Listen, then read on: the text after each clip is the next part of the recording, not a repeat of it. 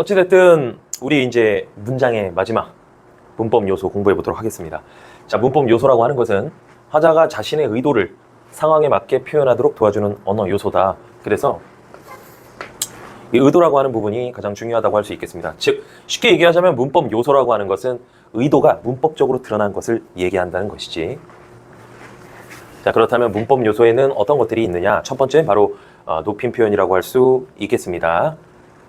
사실 우리 한국인들은 워낙 높임 체계에 대해 익숙해가지고 태어나자마자 이제 말을 이제 했을 때부터 사실 잘 쓰고 있는 것들인데, 이제는 그냥 뭐 단순히 높임법을 알고 모르고 이런 게 아니라 실제 어떤 식으로 실현이 되는지 살펴보겠다 이겁니다.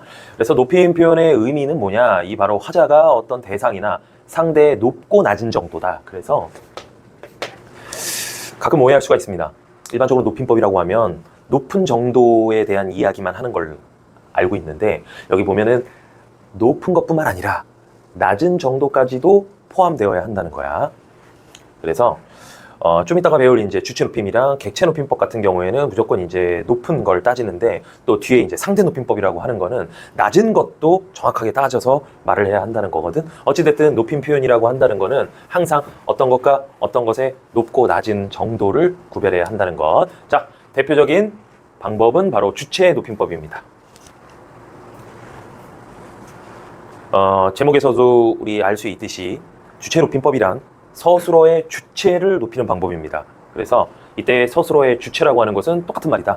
문장의 주어를 높이는 방법이다 라고 하는 겁니다. 그렇다면 아까 위에서 살펴봤듯이 어떤 대상과 요 높고 낮은 정도를 잘 구별해야 한다고 했는데, 그렇다면 주체 높임의 조건은 어떤 경우일까 라고 한다면 바로 주어가 화자보다 상위자일 때 나타난다는 것입니다. 당연히 내가 말을 해. 그럼 내가 화자지. 근데 너희들, 학생이 주어야. 그렇다면은 이때 누가 더 높아? 화자가 더 높지. 그럴 경우에는 주체 높임이 실현되지 않을 것이다. 근데 반대로 이제 여러분들, 학생들이 나를 주어로 해서 문장을 만든다라고 한다면은 그때는 반대의 관계이기 때문에 주체 높임을 실현해야 되겠죠. 주체 높임법이라고 하면 다음과 같은 세 가지 방식으로 실현됩니다. 외워야 할 것 같아. 첫 번째는 선어말 어미다.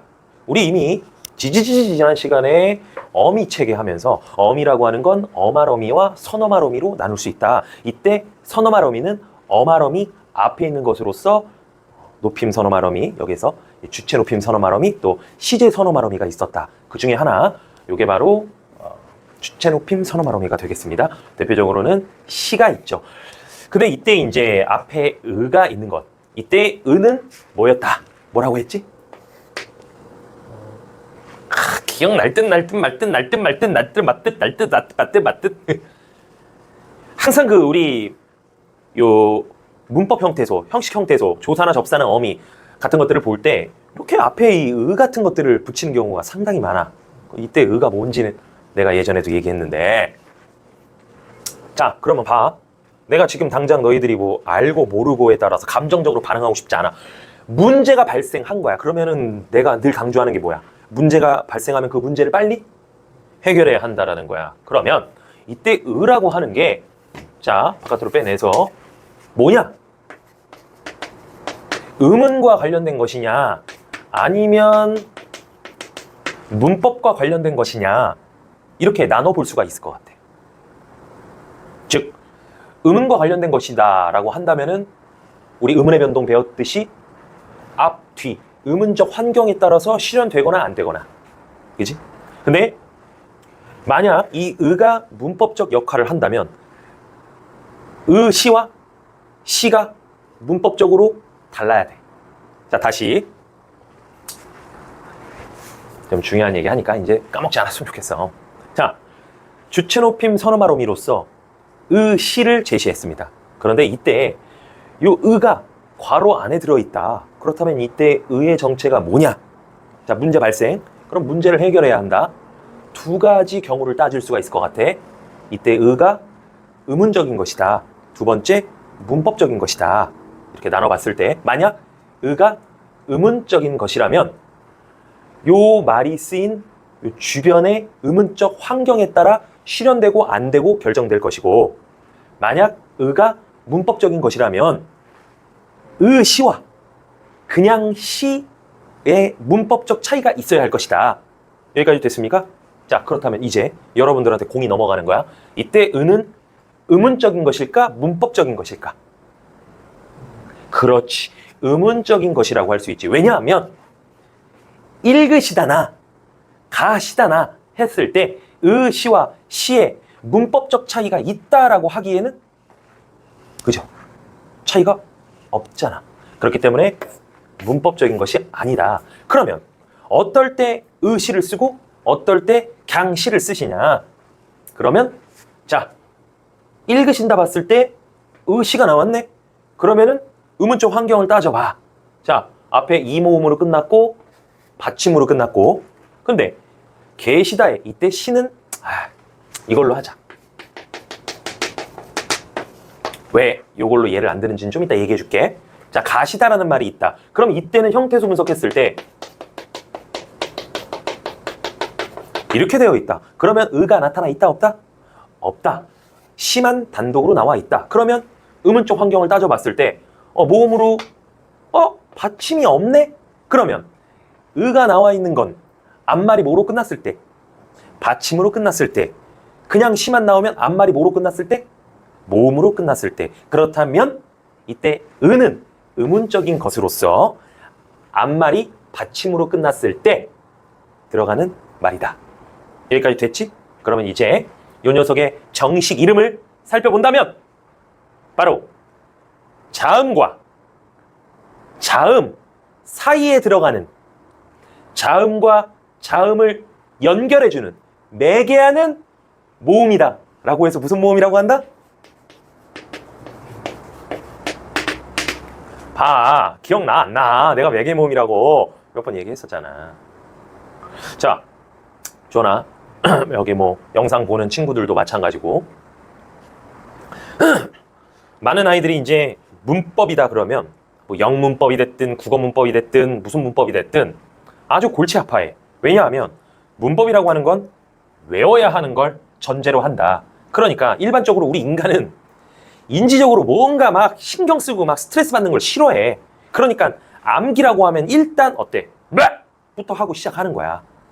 그치? 그런데 내가 이 문법 수업을 지금 하면서 너희들한테 물론 어떤 경우에는 이건 외워야 한다라고 얘기하는 것도 있지만 이런 걸 설명할 때 보면 단순히 그냥 디립다 외워라 이러지 않는단 말이야. 나름 어떤 문제가 발생했으면 그것을 합리적으로 해결하는 이 과정을 알려준단 말이지. 그러니까 너희들이 내 강의를 통해서 가져가는 바로 이런 부분이어야 한다고 난 생각하는 거야. 절대 또 까먹지 마. 자, 이제부터는 좀 혼나야지. 까먹어. 자, 가보겠습니다. 그래서 이 주체 높임을 실현하는 가장 대표적인 방법은 주체 높임 선어 말어미 시를 쓰는 것이다. 그 다음에 두 번째는 특수어휘. 이 특수어휘를 통해서도 주체 높임이 실현되는데요. 예문을 보시면 할아버지께서 시골에 계시다라고 나와 있습니다. 그러면 서술어, 주어. 항상 문법 요소의 예문을 분석할 땐 성분 분석부터 하는 거야. 자, 이게 주어다. 화자가 나와 있지는 않지만 화자가 손자라고 칩시다. 이미 실현이 되어 있으니까. 그러면 화자보다 주어가 상위자니까 주체 높임을 실현해야 되겠죠. 그래서 이렇게 격조사 깨서를 써서 일단 만들어 줬습니다. 그런데 우리 국어는 주어와 서술어의 관계가 제일 중요하단 말이야. 그러면 주어 부분을 높임의 격조사로 높여줬다. 그러면 요곳에 연결된 호응하는 서술어도 높일 수 있을 것 같아. 근데 첫 번째 방법이 이렇게 주체 높임 선어 말어미 시를 결합한 형태였다면 지금 여기에 나와 있는 계시다는, 자, 중요한 얘기합니다.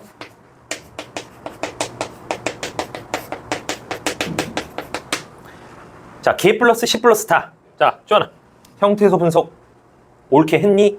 안 했니?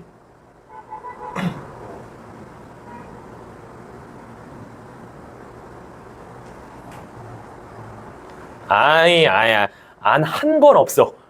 기야 아니야. 기? 노기? 아니지. 왜? 만약 계시다의 형태소 분석 결과가 개 플러스 시 플러스 다다. 그렇다면 우리 국어에 이 개다라는 말이 있어야 돼. 근데 개다라고 하면 얼핏 떠오르는 말이 없다라고 한다는 건 형태소 분석을 잘못했다는 겁니다. 즉 얘는 개시라는 어간에, 용언 어간에 어마럼이 다가 결합한 것이다. 따라서 개시다가 하나의 형태소라는 것이다. 그러면 이때 개시다의 의미가 뭘까요? 바로 뭐라고 할 수 있어? 있다의 높임말이라고 할 수 있는 것이지. 우리 국어에서는 이렇게 원래 어떤 어휘에 높임의 의미가 더해진 말을 뭐라고 한다? 특수어휘라고 합니다. 따라서 두 번째는 특수어휘를 통해 주체 높임을 실현한 예라고 볼 수 있겠지. 그래서 이렇게 세 가지 살펴봤습니다. 자, 특수어휘에 대해서 하나만 더 알아봅시다. 특수어휘란 뭐냐면 나와 있듯이 일반 어휘에 높임의 의미가 더해진 어휘다라는 것입니다. 그래서 여기 뭐 자다 라고 하는 어휘가 있는데 여기에 이제 높임의 의미를 더했다. 그럼 주무시다. 데리다. 높임의 의미를 더하면 모시다. 주다의 높임의 의미를 더하면 뜨리다. 먹다의 높임의 의미를 더하면 짭수다. 짭수시다. 묻다의 레. 이런 식으로. 높임법은 다시 직접 높임과 간접 높임으로 나눌 수가 있겠는데요. 여기서 이 간접 높임이라고 하는 것이 시험에 종종 출제됩니다. 요거는 조금 외워줘야 할 것 같은데요. 직접 높임이 문장의 주어를 직접 높이는 것이라면 간접 높임이라고 하는 건 그 높여야 할 대상과 밀접하게 관련된 요것을 높여준다는 것이죠. 그러니까 그 대상을 직접 높이는 것이 아니다라는 겁니다. 자, 그리고 이때 간접 높임은 특수 어휘보다는 선어말 어미로 실현합니다. 요것도 꼭 알아둬야 되겠습니다. 자, 그래서 할머니께서 주름이 많으시다라고 한다면 이때 주름이라고 하는 것은 할머니, 즉 높여야 할 대상의 신체 일부라고 할 수 있는 것이고요. 그 다음에 이 간접 높임이라고 하는 건 특수어휘가 아니라 선어말 어미로 높임을 실현한다라고 하는 것이 어떻게 되어 있느냐? 예, 2번을 보시면 어머니께서 고민이 있으시다라고 했을 때 이때 고민이라고 하면 높여야 할 대상의 생각이라고 할 수가 있겠습니다. 그런데 우리 있다의 높임말이 뭐였지? 계시다였잖니. 그래서 어머니의 고민을 높이겠다 해가지고 어머니께서 고민이 계시다 이런 식으로 표현한다면 이상하다는 거지. 그래서 특수어휘가 아니라 선어말 어미로 그냥 있다의 의식 주체 높임 선어말 어미를 붙여서 실현한다라는 것입니다. 자, 그 다음에 이제 창영고등학교에서 2년 전에 시험에 나왔던 부분인데, 자, 얘 3번을 보시면 선생님 오늘 시간 있으세요? 라고 이렇게 나와 있습니다. 그래서 요걸 보면서 이 문장에 주체 높임이 실현되어 있느냐 안 되어 있느냐 이렇게 묻는 문제가 출제되었습니다. 근데 이제 많은 아이들이 주체 높임 주어 높이는 거 어떻게 했지? 아, 주체 높임 선어말 어미 시, 그 다음에 특수어휘 높임의 주격조사 깨서 높여야 될 것 같은데 시가 없네? 그래가지고 여기에 주체 높임이 실현되지 않았다 이렇게 판단한 아이들이 있었습니다. 결과부터 얘기를 하자면 요 예 3번에는 주체 높임이 실현되어 있습니다. 그 이유는요 바로 여기에 있는데요.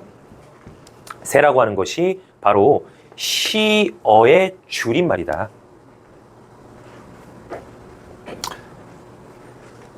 그러니까 뭐 시가 이렇게 위에 있는 것처럼 겉으로 드러나지 않았다고 해서 나타나지 않은 건 아니다. 세에도 분명히 주체 높임이 실현되어 있다 이겁니다.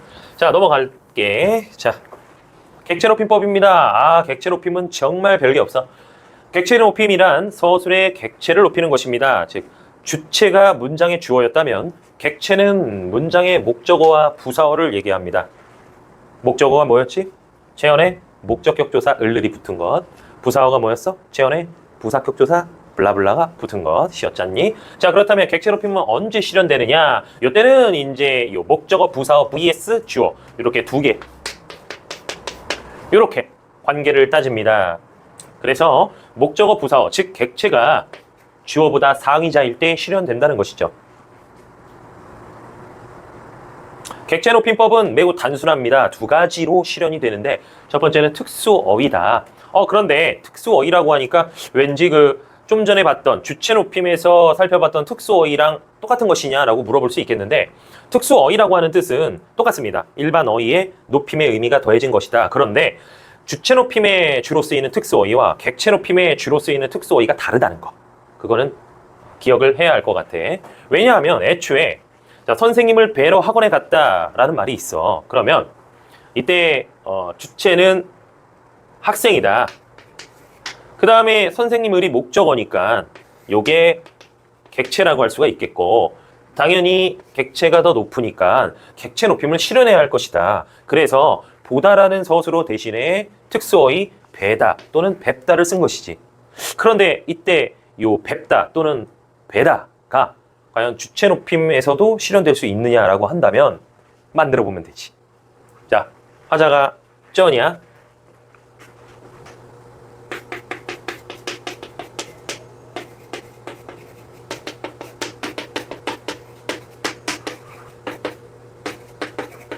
자, 선생님께서 산을 뵙다. 이렇게 돼야 될 텐데 말이지.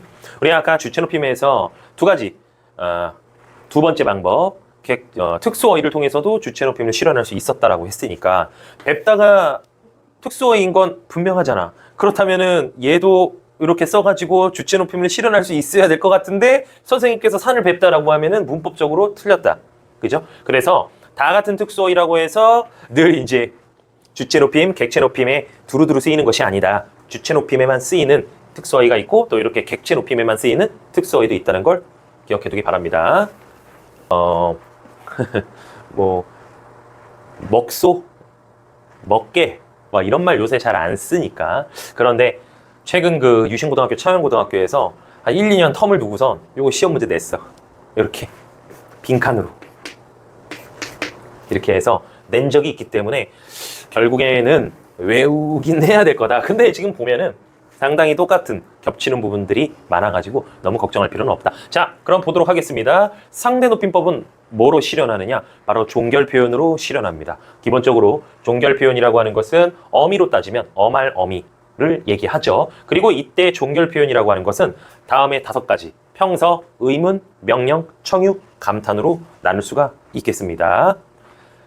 상대 높임법은 다시 격식체와 비격식체로 나눌 수 있는데 이때 격식체라고 하는 것은 주로 공식적인 또는 공적인 상황에서 써야 하는 것이다. 비격식체 같은 경우에는 사적인 상황이나 또는 아주 친근한 사이에 이렇게 쓸 수 있는 것이겠지.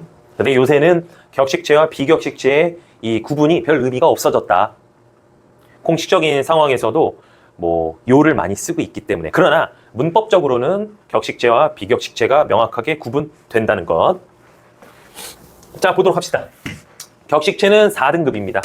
4등급. 그래서 하십시오체, 하오체, 하계체, 헤라체. 그 다음에 비격식체는 해요체와 해체. 요 해체는 다른 말로 반말이라고도 합니다. 이렇게 각각 4등급과 2등급으로 나뉘어 있다라는 겁니다. 그래서 집에 가십시오라고 한다면은 어때?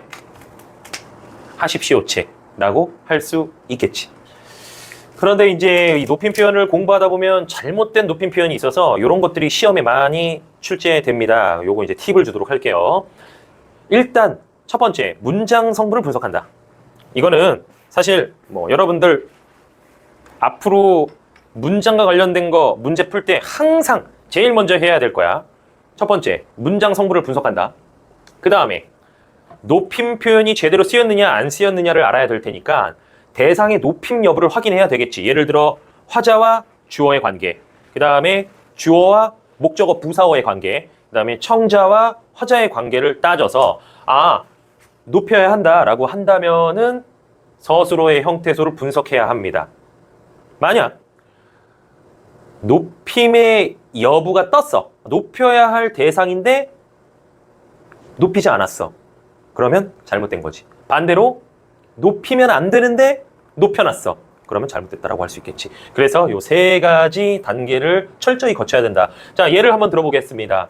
손님, 주문하신 상품은 품절이십니다. 나 진짜 너무 스트레스 받아. 나 뭐만 하면 뭐 개그 프로그램에서도 그렇고 그 인터넷 쇼핑몰 같은 데서도 뭐 이 상품 언제 지금 뭐 살 수 있나요? 배송 언제 되나요? 이렇게 이제 물어보잖아. 그러면은 고객님, 문의 주신 상품은 지금 품절이십니다. 그러면 이때 우리나라 사람들은 뭔가 이 과잉으로 높여야 한다는 생각을 하는 것 같아. 우리나라 같은 경우에는 이 상하관계 이런 것들에 되게 민감해가지고 나보다 높다, 뭐 왠지 높여야 할 것 같다라고 하면 일단 쓸 수 있는 높임 표현들은 다 집어넣고 보는 거지. 왜냐하면 괜히 안 썼다가 나중에 욕 먹는 것보다 나으니까 일단 쓰고 보는 거야. 그런 결과가 바로 요런 데에 나타났다고 볼 수 있는 것이지. 자, 한번 보자. 첫 번째, 자, 문장 성분 분석부터 해야 돼. 그럼 항상 뭐부터 한다? 서술어부터 한다. 품절이십니다. 자, 그러면 뭐가 품절이시야? 손님이 품절이야? 주문한 게 품절이야? 상품이 품절이야? 상품이 품절이죠. 그러면 주어가 상품이다. 그러면 자, 상품이 높여야 할 대상이냐 아니냐라고 하는 거야. 그랬을 때 의견이 좀 갈리기는 하지만 일반적으로는 그 상품 자체가 높여야 할 대상은 아니라고 본다. 요거는 학교 선생님의 설명을 좀 들어봐야 할 것 같아. 왜냐하면 정답은 없어. 나는 요 상품 자체가 높여야 할 대상이라고 보지 않는데 가끔 가다 보면 어찌됐든 내가 그걸 주문했으니까 이제 내 거잖아. 그러니까 나와 관련된 대상이니까 높여야 하는 거 아니야?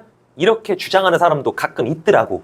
그런데 일반적으로는 저걸 높임의 대상으로 보지 않습니다. 자, 그 다음에 이제 세 번째, 형태소를 분석해 봅시다. 그러면 요렇게 품절 플러스 자, 이 서술격 조사, 그 다음에 이때 C가 뭐야? 주체 높임 선어말음이라고 할 수 있겠지. 그 다음에 요 뒤에 비읍니다는 바로 우리 좀 전에 봤던 상대 높임법의 종결 표현, 하십시오체라고 할 수가 있을 겁니다. 그렇다면 주체 높임 선어말음이가 쓰였으니까 주체 높임 하나랑 그 다음에 비읍니다라는 걸 통해 상대 높임 하나가 이 문장에 실현되었다는 걸 알 수 있겠죠. 그러나 우리는 두 번째 단계에서 주어 상품이 높여야 할 대상이 아니라는 걸 확인했습니다. 그렇다면 주체 높임을 실현해야 하느냐 안 해야 하느냐? 안 해야 되겠지. 따라서 이 문장의 주체 높임 선어말어미는 빠져야 되는 것입니다. 자, 그렇다면 두 번째, 상대 높임은 올바로 쓰인 걸까요? 그렇죠. 왜 그렇습니까? 손님이라고 나와 있으니까 아마도 이야기를 한 건 아마도 뭐 상점의 주인 또는 뭐 종업원이겠지. 그럼 일반적으로 손님을 높이는 경향이 있기 때문에, 즉 화자가 종업원, 그 다음에 청자가 손님. 그렇다면은 상대 높임이 실현되는 게 특별히 문제될 것이 없다. 그럼 얘는 올바로 쓰인 것이다. 자, 그러면 이걸 옳게 고치면 뭐 하면 돼? 여기에 있는 주체 높임 선어 발음이 심한 빼주면 되겠지. 그러면 최종적으로 어떤 말이 됩니까? 손님, 주문하신 상품은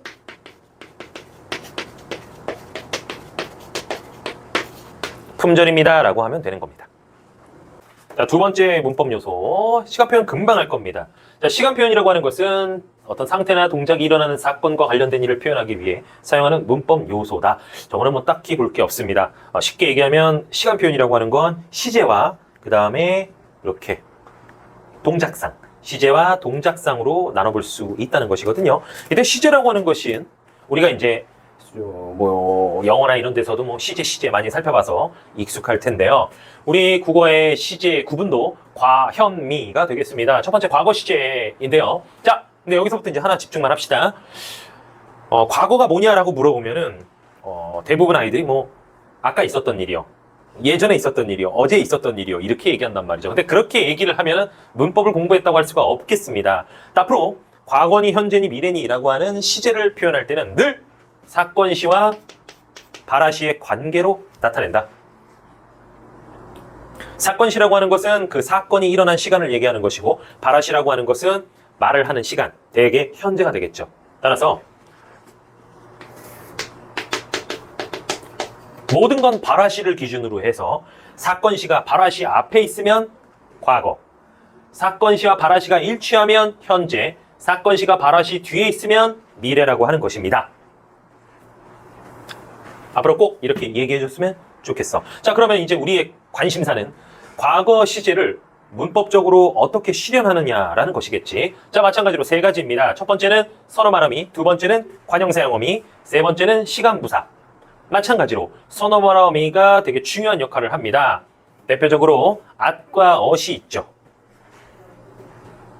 그런데 때로 at과 ot이 이렇게 한 번 더 쓰이는 경우가 있습니다. 이 경우에는 뭐 사실 과거를 나타낸다라고 하는 뭐 그 기본적인 기능은 똑같고, 다만 한 번 더 쓰였다라고 하는 부분에서 과거와의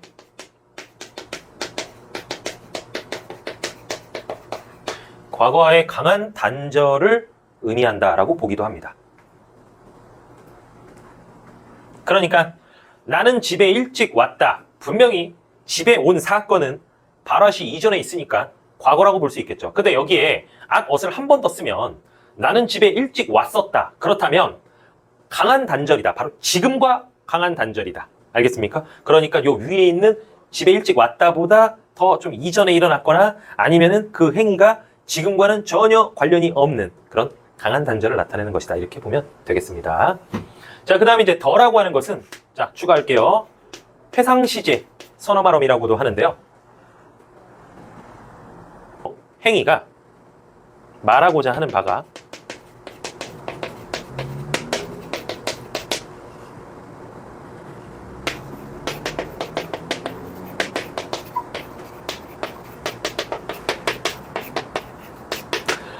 말하려는 것이 화자의 경험에서 비롯되어야 한다는 조건입니다.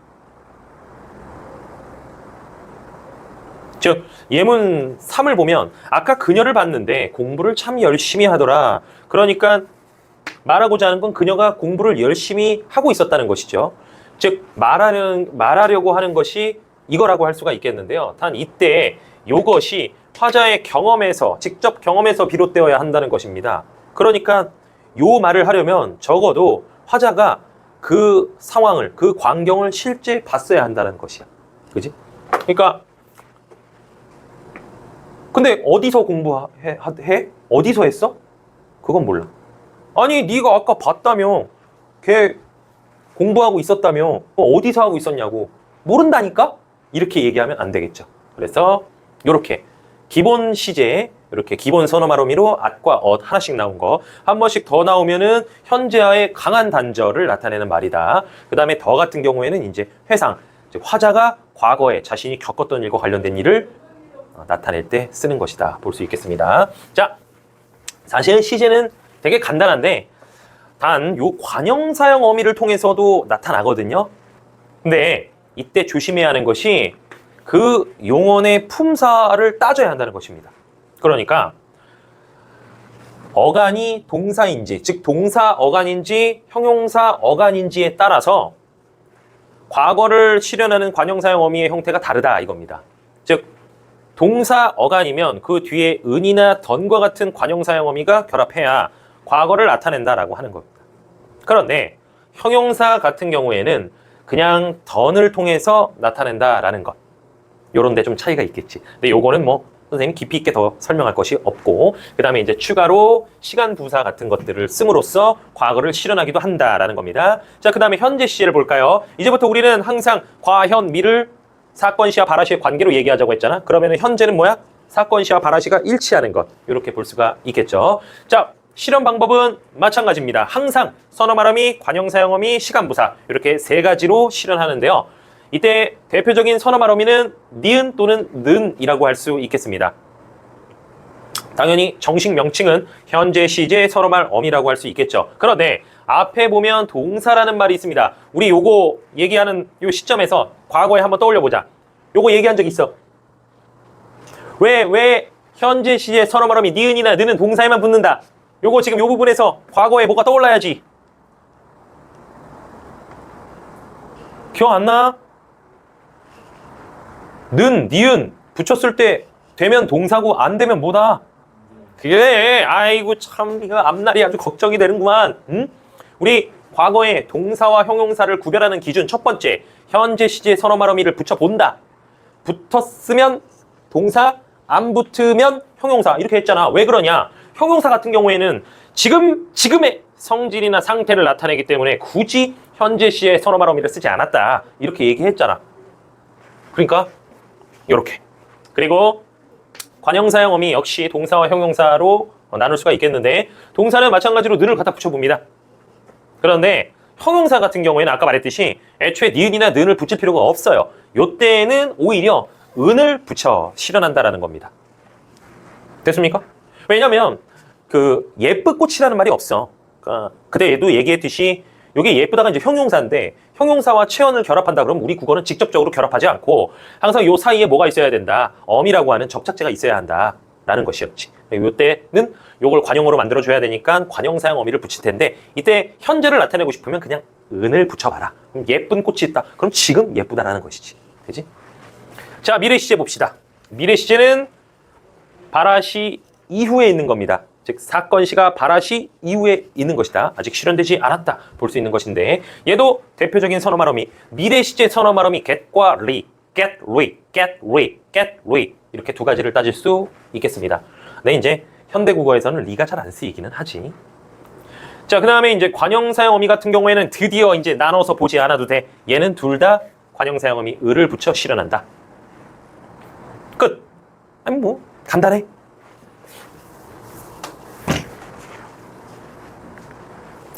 자, 그런데 이제 시간 표현 중에서도 특이한 시간 표현이 있어 문제가 됩니다. 요게 이제 시험에 잘 나온다. 자, 우리가 과거를 뭐라고 했습니까? 사건 시가 발화시 이전에 있었던 것. 그래서 대표적으로 뭐 at과 ot과 같은 시제 선어말 어미가 있다고 했는데요. 그런데 말이죠. 나는 엄마를 닮았어 라는 말을 본다면 형태소 분석을 했을 때 이때 at이라고 하는 게 과거 시제 선어말 어미라고 하는 걸 쉽게 알 수 있습니다. 그런데 말이죠. 요 문장의 의미를 잘 따져봐.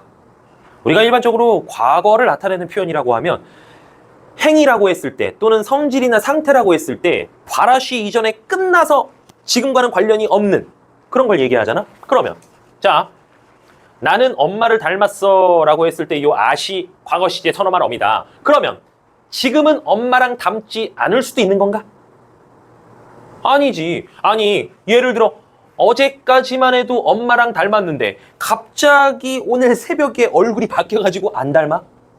그러긴 쉽지 않잖아. 그렇기 때문에 요때 at은 과거 의미 플러스 지속된다라는 의미도 포함하고 있다. 알겠습니까? 그러니까 어느 과거의 어떤 시점에 닮았겠지. 근데 그런 행위가 완료된 이후 지금까지 쭉 이어지고 있으니 지속이라는 의미가 나타난다. 그 다음에 요거 이미 몇 번 출제된 적이 있는데 내일 소풍 간다며. 근데 비가 오네. 아, 소풍 다 갔네, 다 갔어. 이렇게 표현하잖아. 자, 그러면 요때 갔네 형태소 분석하면 가라는 동사 어간에 아이고 과거 시제 선어말 어미 at이 있구만. 그러면 분명히 얘는 발화시 이전에 일어난 일이어야 하는데 자, 따져봅시다. 소풍 갔어, 안 갔어? 안 갔잖아.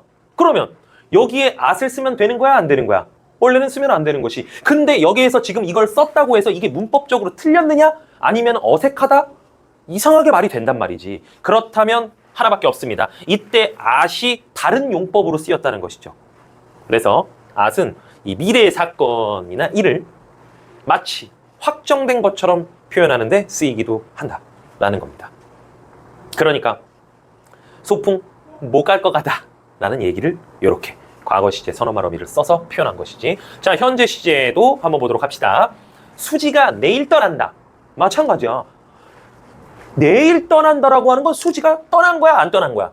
안 떠난 거야. 지금도 떠나고 있지 않은 거란 말이야. 근데 왜 여기에다가 니은이라고 하는 현재 시제 선어말 어미를 썼냐 이거지. 아, 그러면 이때 니은이라고 하는 건 어떤 용법으로 쓰였다? 아주 가까운 미래를 표현할 때 쓰였다.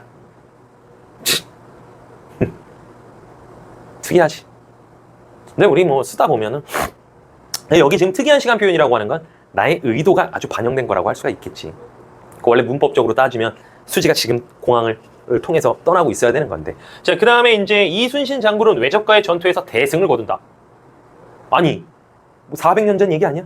그쵸? 그래서 이때는 이제 마찬가지로 과거의 일을 되게 생생하게 현장감 있게 나타내기 위한 용법으로 쓰였다.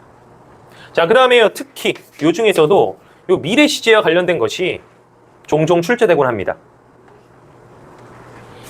이때 이제 요 미래의 시제는 대개 양태를 나타내는데요. 양태라고 하면 이제 마음의 모습이라고 할 수가 있겠죠. 자, 미래 시제는 추측, 의지, 가능성, 추이가. 자, 강원도에는 눈이 많이 왔겠습니다. 이게 이제 get이 이제 미래잖아요. 그러면은 사실 지금 오면 안 되는 거야. get을 썼다면 눈은 지금 오면 안 되는 거지. 그치? 왔어도 안 되는 거야.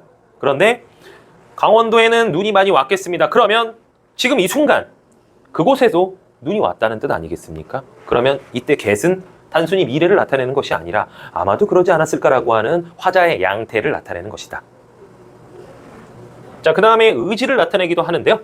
얘는 뭐 미래를 나타내는 게 맞기는 해. 시간으로 따지면. 그런데 이제 이것도 마찬가지로 의지, 양태를 나타낸다라고 하는 것이고요. 그 다음에 야, 나도 그걸 할 수 있겠다. 이때 요 있겠다라고 하는 건 가능성을 나타내기도 한다. 라고 해서 이렇게 추이가 알아두기 바랍니다.